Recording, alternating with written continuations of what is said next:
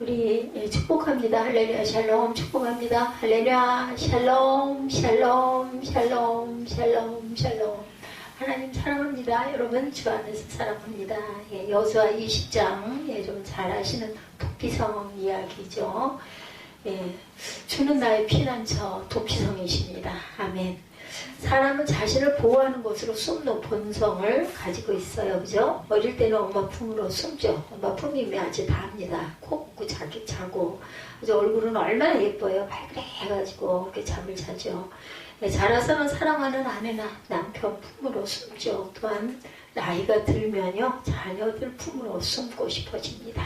언제 숨는 곳은 언제나 숨는 곳 집이죠. 집의 가장 좋은 정의는 시인 로버트 프로스트가 말합니다. 집은 우리가 돌아가면 언제나 받아주는 곳이다.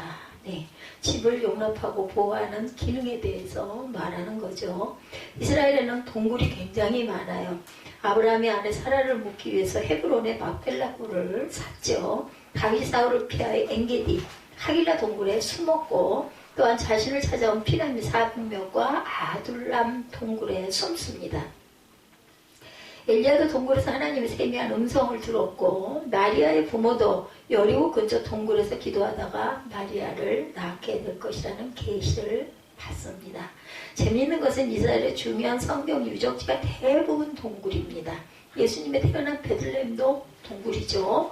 예수님의 주기도문을 가르치신 곳도 동굴이었습니다. 예수님의 묻히신 성모교회도 동굴이었고 예수님의 승천한 승천교회도 동굴입니다. 아주 신기하죠. 왜 이렇게 이스라엘은 동굴이 많을까요? 동굴의 가장 큰 기능은 피하는 것이죠. 사람이 외부로부터 위험을 당할 때 숨는 곳이 또한 동굴일 수 있습니다. 사람 입장에서 동굴은 피하는 곳이고 동굴 입장에서는 동굴은 어때요? 받아주는 곳이죠. 우리는 피하는 곳이고 동굴 입장에서는 받아주는 것. 언제나 피할 때 받아주는 것. 동굴은 모든 것을 그래서 품습니다. 쫓기는 다윗도 품고 쫓는 사울도 품었어요. 의인도 품고 악인도 품습니다. 악은도 품고 적군도 품죠. 누구나 피할 때 받아주는 것. 그것이 바로 동굴. 이스라엘의 동굴은 우리에게 언제나 피할 것이 필요하다는 것. 그리고 우리가 피하면 언제나 받아주는 분이 있음을 가르치고 있어요. 누구세요? 하나님이시죠. 그래서 성경에 많이 나오는 말이 피난처. 시편 7편 1, 2절에 나의 힘이 되신 여호와여 우리 찬양이 많이 하죠. 내가 주를 사랑하나이다. 여호와는 나의 반석이시오 나의 요새시오 나를 건지시는 자시오 나의 하나님이시오 나의 피할 바이시오 나의 방패시오 나의 구원의 뿌리시오 나의 산성이시오 나의 피난처시리로다. 시편 16편 1절에도 하나님이여 나를 보호하소서 내가 주께 피하나이다. 시편 31편 1절에도 여호와여 내 주께 피하오니 나로 영원히 부끄럽게 마시고 주의 의로 나를 건지소서 이렇게 말씀하고 있어요. 시편에만 피난처라는 말이 무려 37번이나 나옵니다. 여러분도 피해야 할 곳이 있어야 되지 않겠어요? 아멘. 몸이 아파서 어디서 편히 쉬고 싶을 때 있죠. 광야에서 지친 몸과 마음을 어딘가 따뜻하게 쉴 곳이 있으면 좋겠다 생각을 합니다. 우리가 지금 생각할 때는 광야 하면은 이스라엘 백성들이 출애굽할 때 40년 해본 곳이 광야이다 라고 얘기하지만 어떠세요 여러분들? 우리가 항상 광야를 헤매고 있지 않습니까? 우리의 삶 속에서 그죠? 그래서 쉴 곳이 필요하고 그 쉴 곳은 하나님의 품입니다. 일부 예배 때 말씀드렸지만 우리가 천국에 가서 우리가 천국에서 귀한 은혜를 누리고 거기서 낙원에 내가 거할 것이다 생각을 하지만 사실은 이 땅에서 살아서 우리가 천국이 내 안에 임할 때 땅도 천국이 된다는 것을 잊지 마시기 바랍니다. 때로 억울하고 답답해요. 낳아주신 어머니에게 속에 있는 것을 이야기하고 싫고 울고 싶을 때 있어요. 어머니가 계신 분들은 축복입니다. 없는 사람, 저처럼 없는 사람은 얼마나 그리운지 몰라요. 또 계신다면 그렇게 깍듯하고 애틋하지도 않을 텐데도 안 계시니까 더 그런 것 같아요.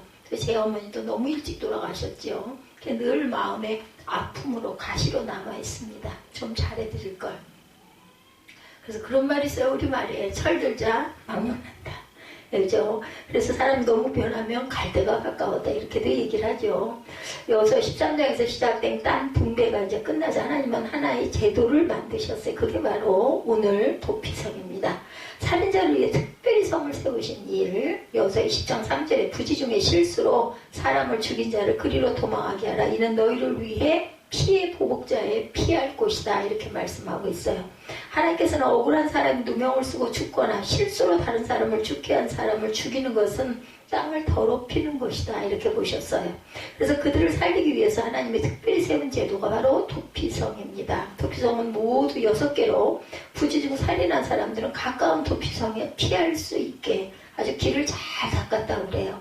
도피성을 통해서 우리가 받은 은혜는 과연 뭘까? 살인하지 말아야 되죠. 저는 가정을 한번 해본 적이 있어요. 만약에 내가 이렇게 실수로 누군가를 그냥 가볍게 슬쩍 쳤는데 죽었어.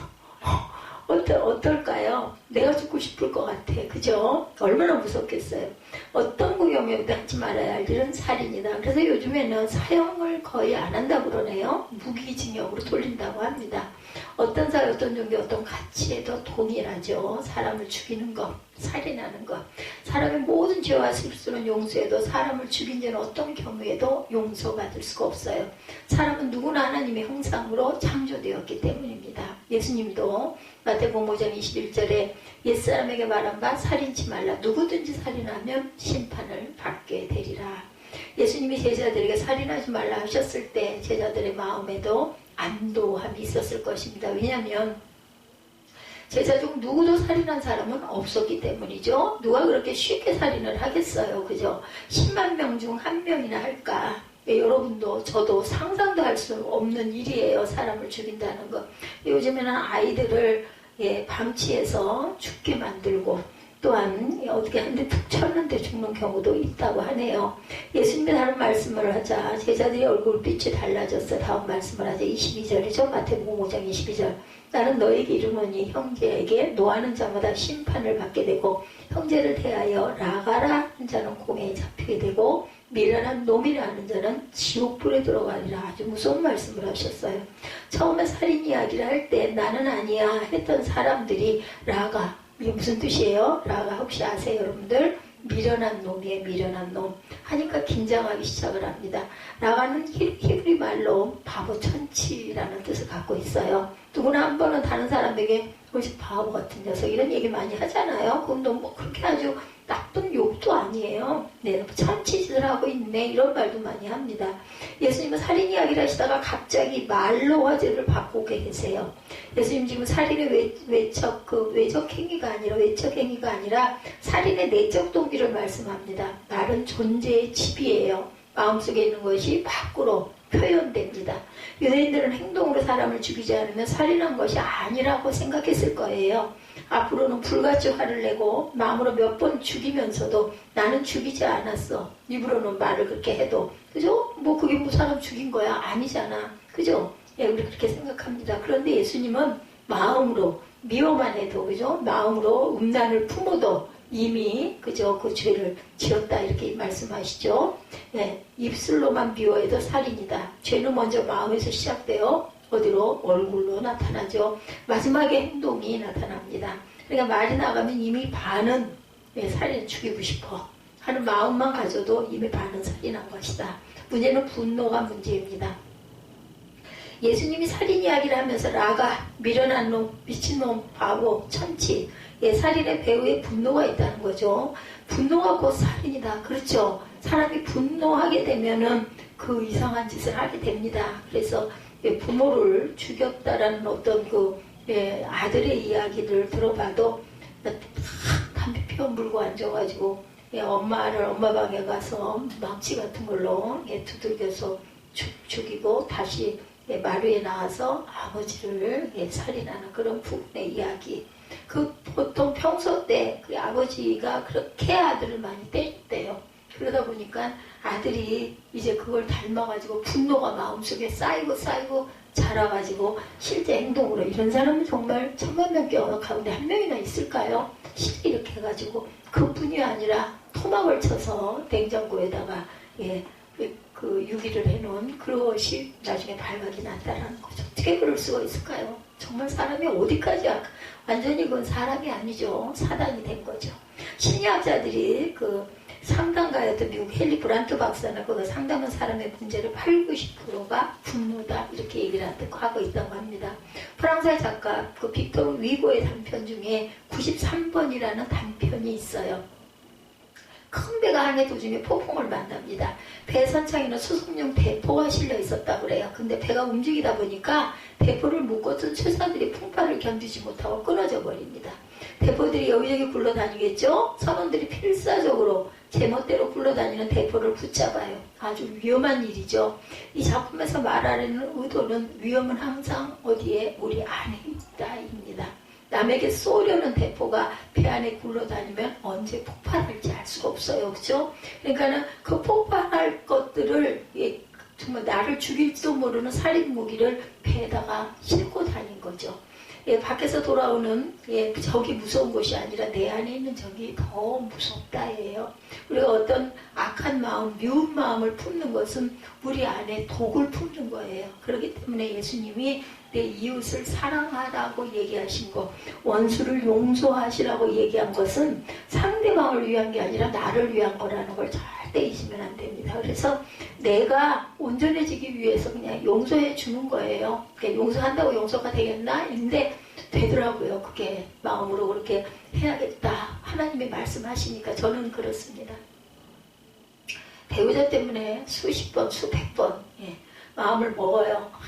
절대로 평생 안 볼 거야.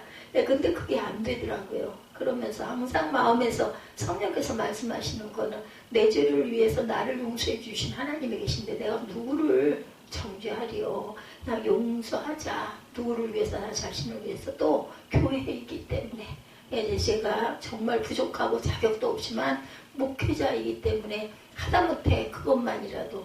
근데 아마 거꾸로 그 배우자가 나를 막 그저 항상 볼 때마다 폭행을 가한다든지 아니면은 제 가정적인 부분에 뭔가 손해를 엄청나게 한다든지 아마 그랬으면은 이런 마음도 못 먹었을 거예요. 나름 어떤 면으로는 본인의 본심이든 아니든 뭔가를 그래도 베풀려고 하는 마음이 상대방에게 있기 때문에 그렇다 한들 나도 못한 부분, 부족한 부분이나 너무 많은데 예수님이 원수를 사랑하라 하셨는데 원수가 가장 가까운 이유부터 시작된다 하셨는데 내가 행동으로 행함으로 실천을 해야 되겠지. 그래서 그냥 슬그머니 풀어주고 져주고 풀어주고 반복을 하고 있습니다.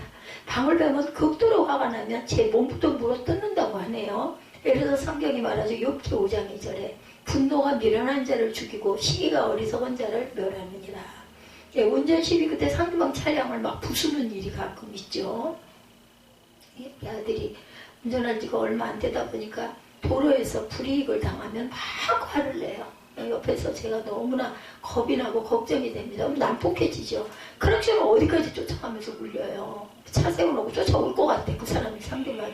근데 그 차량이 좀 이상하게 꼭 보면은 그 어린이들 그 운송 차량 있죠? 노란 차. 그런 차량들이 그래. 근데 잘못하기는 상대방이 잘못했어. 깜빡이도 안 켜고 그냥 푹 뜨거우니까 뒤에서 깜짝 놀라죠. 그러니까 저 같은 경우에는 그냥 너무 엄청 놀라가지고 어쩔 줄을 모르다가 크락션을 누르기는. 왜냐면 그냥 반사적으로 가니까. 그렇지만 조금 누르다 말거든요. 근데 계속 누르고 쫓아가요. 크락션을. 그러니까 겁이 나. 그래서 사매라 그러지 말고 사진을 찍어. 그럴 때는 블랙박스도 있고 사진을 찍어서 그냥 보내. 그러면은 벌금 받고 그 사람이 그걸 깨달아 알아야 되잖아. 그 여기서 화를 내갖고 어디 세워놓고 옥신각신 하게 되면은 그거 정말 안 좋은 거니까 그렇게 하지 말라고 제가 잘 타이릅니다. 상대방이 잘못했는데 내가 애를 야단치면 애는 또 얼마나 화가 나겠어요. 그냥 그렇게 얘기를 안 해요, 이제는. 그래, 정말 잘못했어, 상대방이. 근데 이렇게 하면은 나중에 시비가 붙게 되면은 말 듣게 되고.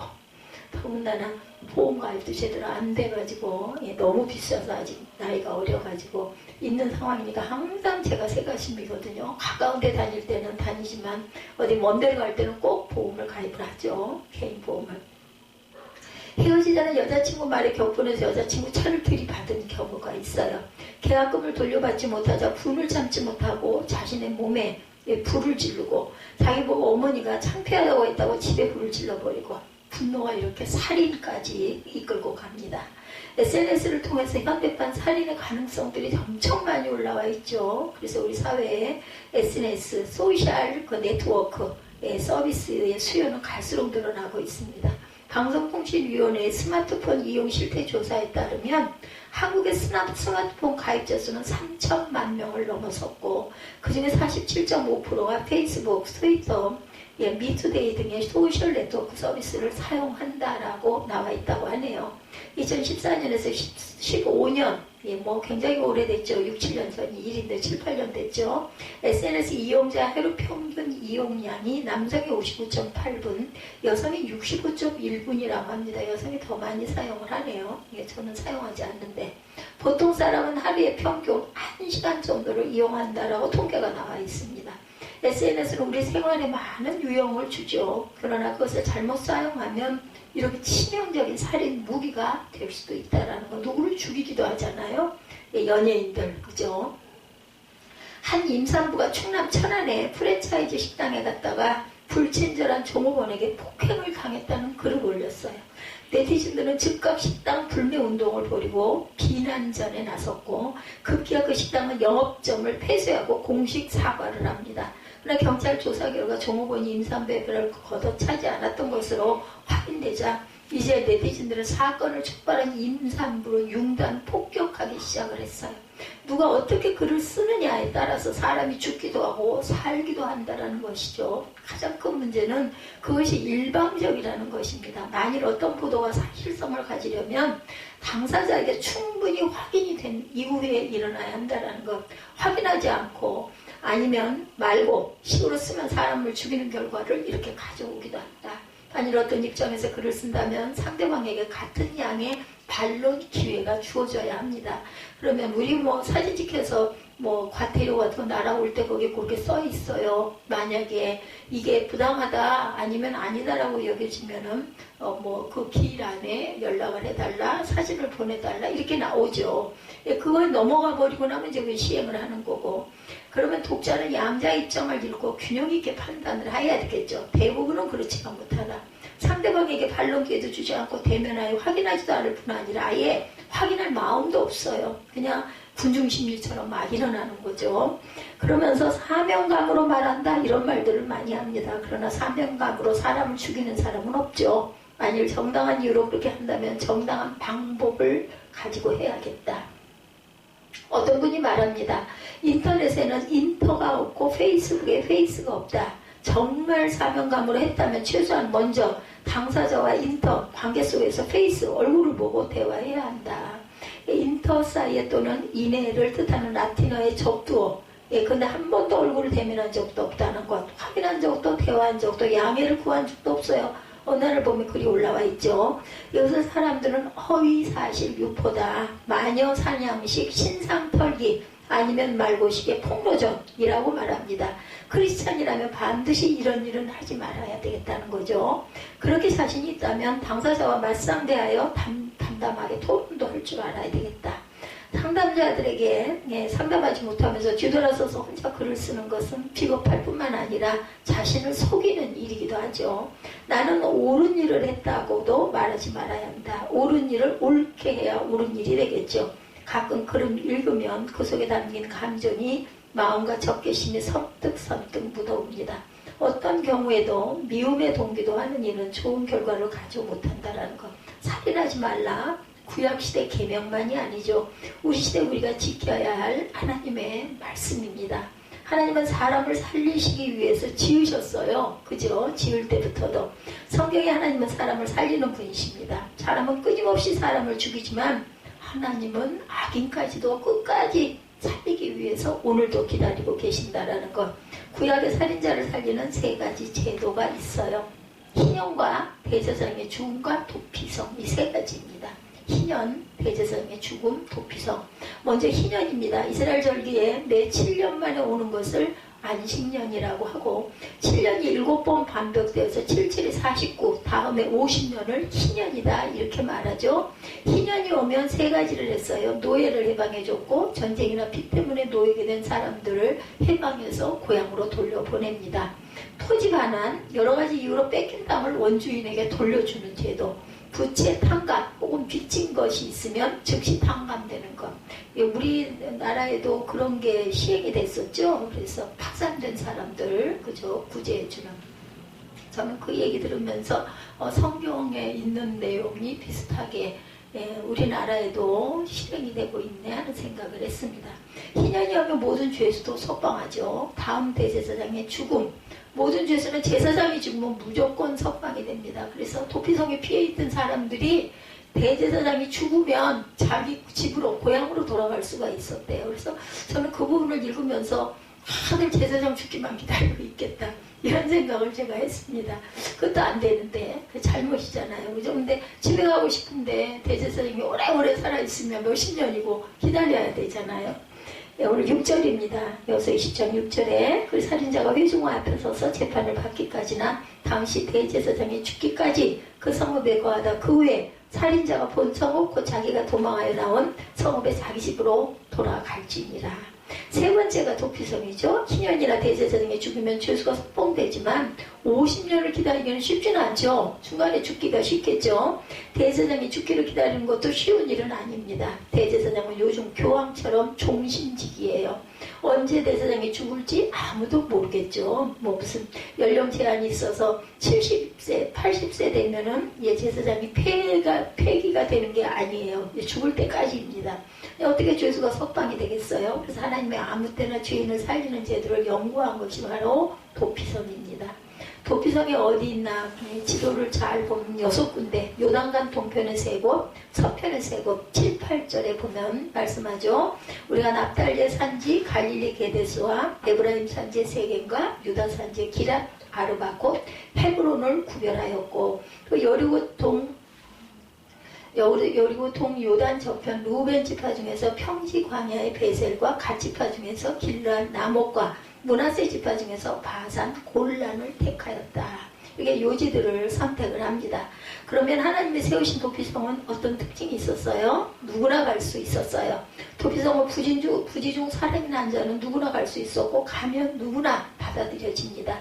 9절이죠. 이는 곧 이스라엘 모든 자손과 그들 중에 우고하는 객을 위하여 선정한 성읍들로서 이스라엘 자손뿐 아니라 거기 거하는 나그네까지가 대상입니다. 대상에 제한이 없었어요. 두 번째는 어느 곳에서도 갈 수 있다. 도피성은 요단강 동편에 3개, 서편에 3개, 모두 6개. 이스라엘이 조그만 나라예요. 우리나라 충청도가 많아서 그죠. 그렇기 때문에 이렇게 6곳 정도가 있다면은 정말 어디서나 한 글쎄요. 제 생각에는 오늘은 뭐 차가 있지만 그때는 없는 시대였지만 3-4시간이면 가지 않았을까요? 그죠? 네, 6개도 북쪽, 중앙, 남쪽에 각각 한 군데씩 만들어 아무나 가까운 곳으로 갈 수 있도록 또 길도 잘 닦아놨다고 그러더라고요. 세 번째, 아무 때나 열려 있어요. 24시간 열려 있습니다. 아침, 낮, 저녁 24시간 열려 있는 편의점처럼 언제나 가기만 하면 열려서 들어갈 수가 있습니다. 내지 그곳에 가면 먼저 자기 죄를 고백합니다. 4절이죠. 20장 4절에 그 성읍들이 하나에 도피하는 자는 그 성읍에 들어가는 문 어귀에 서서 성읍 장로들의 귀에 자기의 사고를 고할 것이요 그들은 그를 받아 성읍에 들여 한 곳을 주어 자기들 중에 거하게 하고. 요즘에 경찰서에도 그런 곳들이 생겼어요. 뭐 도피성이라고까지 할 수는 없지만 아주 최신식 호텔식으로 그 룸을 지어놓고 부부가 불화해서 싸워가지고 난리를 치면 경찰이 출동을 해가지고 원하는 분, 남편이든 아내든 둘 중에 하나를 떼놔야 하니까 그래서 그곳에 가 계시게 그렇게 해드리는데 권영임 전도사님이 그렇게 부부가 싸웠다가 밤중에 남편이 신고를 해가지고 경찰이 출동을 해서 가시자 그러니까는 그 바간 양반이 내 집 놔두고 내가 어디를 가냐고 호통을 쳐서 그래서 그 전도사님이 내가 가마고 그리고 보따리를 싸갖고 가는데 정말 좋더래요. 이제 제가 들어서 합니다. 마지막 5번째. 근데 그 집에도 평화가 왔는지 요즘에 조용합니다. 남편이 아내가 귀한 걸 이제 알았다라고 얘기를 하고 우리 이제부터라도 잘 지내보세요 했다고 집에 들어간다라는 얘기가 들리고는 그 이후로 조용해서 저도 그냥 가만히 있습니다. 무소식이 희소식이다 하고 5번째, 한 번 도피성에 들어가면 석방될 때까지 나오지 말아야 한다. 도피성은 그곳에 거하는 자만 보호합니다. 임의로 도피성을 떠난 사람은 보호하지 않아요. 구약에 보면 이 규칙을 어긴 2사람이 있었죠. 한 사람은 다윗 왕을 저주한 시므이입니다. 당시 왕을 저주하면 사형이었어요. 그런데 시므이는 다시 도망칠 때 그를 저주했죠. 솔로몬은 왕이 된 후 시므이를 용서해주면서 대신 자기 집에서 떠나지 말아라 라고 명령을 했어요. 근데 집을 나가죠. 결국 죽임을 당합니다. 또 한 사람은 압살롬이었어요. 예, 압살롬은 자기 여동생 때문에 배다른 형 암노를 죽이죠. 예, 다윗이 용서하고 도피성으로 보냈는데 나왔어요. 결국 죽습니다. 하나님은 여러 가지 방법으로 죄수들을 살렸어요. 누구든지 도피성에 들어가면 삽니다. 예수님이 피난처이시죠? 예수님이 우리의 피난처, 도피성이시라는 거죠. 그러면 하나님이 세우신 도피성은 누굴까요? 예수님이죠. 가장 구약적으로 예수님이 우리에게 어떤 분인가를 알려줍니다. 9절에 이는 곧 이스라엘 모든 자손과 그들 중에 우고하는 객을 위하여. 이스라엘 자손뿐 아니라 그들에게 안가 사는 나그네도 갈 수 있는 것, 누구나 갈 수 있는 것, 그에게 가는 사람은 차별이 없다라는 거예요. 나그네는 유대인 입장에서는 이방인이죠. 선택받지 못한 사람이고 죄인일 수 있습니다. 예수님께 가는 사람은 이렇게 아무 제한이 없었다. 시편 141편 8절입니다. 내가 주께 가오니 내 영혼을 빈궁한 대로 내버려 두지 마옵소서. 예, 우리 찬양 많이 하죠? 주께 가오니. 예, 날 새롭게 하시고. 그래서 찬양이 기도입니다. 찬양이 말씀이죠. 예수님께 가는 사람은 이렇게 제한이 없다. 시편 143편 9절에도 여호와여 나를 내 원수들에게서 건지소서. 내가 주께 피하여 숨었나이다. 원수에 의해 고난당하는 자가 이제 제가 갑니다. 시편 17편 8, 9절입니다. 나를 눈동자같이 지키시고 주의 날개 그늘 아래 감추사 나를 압제하는 악인과 나를 에워싼 극한 원수에게서 벗어나게 하소서. 원수들에게 압제를 당하는 자들도 갑니다. 예지가 하나님을 하실 수 있으니까 기적이 일어나면 목회자가 될 것입니다. 그렇게 되면 은혜가 충만할 것이고 설교도 잘할 것이고 결국은 본인이 병고침을 받는 길은 회개하는 길이기 때문에 그 길이 멀어서 돌아서 간다 할지라도 반드시 되리라고 믿습니다. 제가 예배 드릴 때 이런 마음이 오면 백발백중 맞아요. 분명히 그렇게 될 겁니다. 내가 주께로 지금 가오니 골고다의 보혈로 날 씻어 주소서. 아까 말씀드렸죠? 원수를 사랑하라는 것은 누구를 위해서? 상대방을 위해서가 아니라 자신을 위해서라는 것. 그래서 사랑하는 마음을 가져야 되는 억지로 되지는 않아요. 그죠? 근데 기도했을 때 저도 이렇게 늦게서야 그런 걸 깨달았는데 뭐 이제 한참 때잖아요. 그렇기 때문에 앞으로 기회가 50년이 있습니다. 50년 있는데 은혜를 많이 받으면 10년 내로 변화가 되리라고 믿습니다. 마음속에 죄로 늘리고 탄식하며 사는 사람들 다 내게로 오라. 근심 있는 자들 내가 너희를 도와주리라. 내가 너희를 은혜의 날개로 품으리라. 내가 너희 인생의 폭풍을 막아주리라. 누구나 그 앞에 나갑니다. 예, 교사가 아주 뭐 좋을 것 같잖아요. 정년도 뭐 멀고 뭐 방학도 있고. 근데 정말 은혜는 계획으로 가면 안 되는 거지만 목회자가 되면 정말 은혜입니다. 목회자들도 예, 뭐 일찍 똑똑해서 잘 책빙만 받으면 아이고 금요 월급 다 나오죠. 얼마나 많은 성도들이 섬깁니까? 저같이 이렇게 개척교회를 하는 경우는 고난스럽고 어려움도 많지만 그러지 않고 제대로 된 신학 잘 나와서 성격도 좋고 그래서 청빙받아서 가면은요 어디 가나 환대를 받습니다. 얼마나 꽃다고 예뻐요. 그죠? 얼마든지 능력이 있어서 그 힘든 수리고사 머리가 하얘지면서까지 그거 골머리를 앓고 안에도 성경은 이미 그 안에 들어와 있으니까 그래서 눈을 은혜로 열어야 하는데 억지로 될 일은 아니죠. 내가 너의 인생의 폭풍을 막아주리라. 그리고 나이가 들어서 목회하는 것처럼 기쁜 건 없어요. 아무도 받아주지 않을 때 저처럼 이렇게 목회할 수 있는 거 저야 뭐 그죠? 예, 거의 뭐 자비랑으로 예, 가족이 이렇게 섬겨주어서이지만 그런데 또 뒤안길에 들어가 보니 전부 다 중대형 교회도 보면은요 가족들이 다 섬기더라고요. 그거 돈 벌어서 월급 받아가지고 다 교회에다가 예, 신고 섬기고 그렇게 하면서 또 자라가는 그런 교회들이 몰라서 그렇지 너무너무 많아요. 예, 자녀들이 그렇게 해서 부모들 아니 뭐 어떻게 그죠? 예, 월급 가지고 해결이 안 돼. 몇백만 원씩, 몇천만 원씩 들어가는 걸 어떻게 교회가 감당을 하겠어요? 어려움이 많죠. 커다란 교회와 몇몇 교회들 빼고는 정말 어려움이 많습니다. 그런데 본인한테는 정말 은혜예요. 설교를 하는 숫자만큼 저는 수천 번 설교를 했더라고요. 여기 5, 6천 번 이상 될 것 같아. 욕심이 많아가지고 혼자 다 하다 보니까는, 예, 새벽 예배까지 하면은, 예, 일주일만 해도 10편 이상씩 나가요. 한 달이면 몇 편이겠어요? 1년이면 얼마겠어요? 10년이면 얼마겠어요? 그러니 변화가 안 되면 그건 기적이죠. 변화가 돼야 되죠. 거기에 비하면 전 정말 아무것도 변한 게 없지만, 정말 말씀을 증거하고 전하면서 전 마음으로 그냥 아멘을 얼마나 많이 하는지 모릅니다. 또 듣는 자하고 이렇게 선포하는 자는 또 다릅니다. 은혜가. 내가 선포를 하면서 안 믿으면 어떻게 선포를 합니까? 선포를 못해요. 그런 경우에는. 그래서 꼭 참고하고, 어머니 되신 분은 기도하시기 바라고, 우리 교회도 또 늘 기도합니다. 근데 오늘 이런 마음이 든 게 전에도 간간이었지만 이렇게 강하게 들지는 않았는데, 하나님이 분명히, 대개는 또 그런 그릇들은 자라는 환경이 그렇게 좋은 환경들 아니에요. 요즘 날 보니까 그 이지선인가요? 화상 깊이 당했던 그 자매가 드디어 자기 모교의 교수가 됐더라고요. 그러니 그걸 누가 글쎄 그 부러워하는 사람이 있을까요? 과연?